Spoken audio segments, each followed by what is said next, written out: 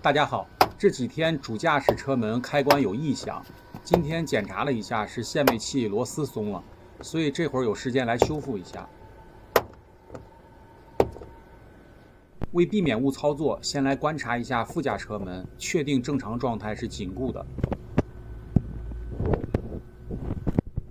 找一个合适的套筒。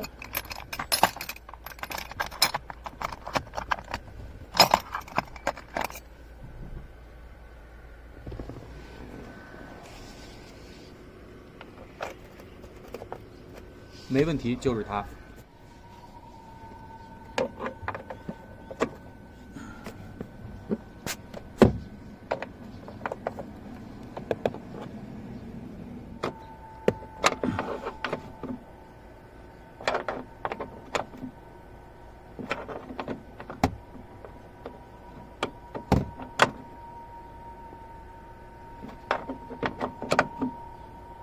拧紧即可。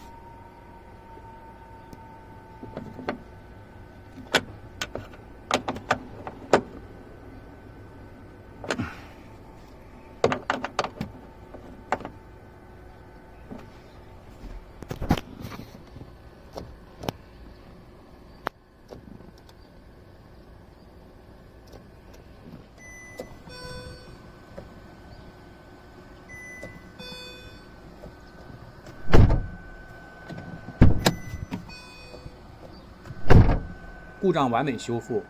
就我小白的汽车知识，开关车门异响就只有2个原因，一个是车门转轴脏污缺油，一个是限位器脏污缺油或螺丝松动。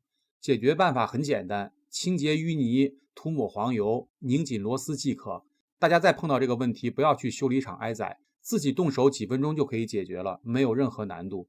当然，我的知识是非常小白的，如果我说的不对，欢迎大家在评论区指点纠正。希望大家喜欢我的视频，多多投币、点赞、加关注，下个视频见。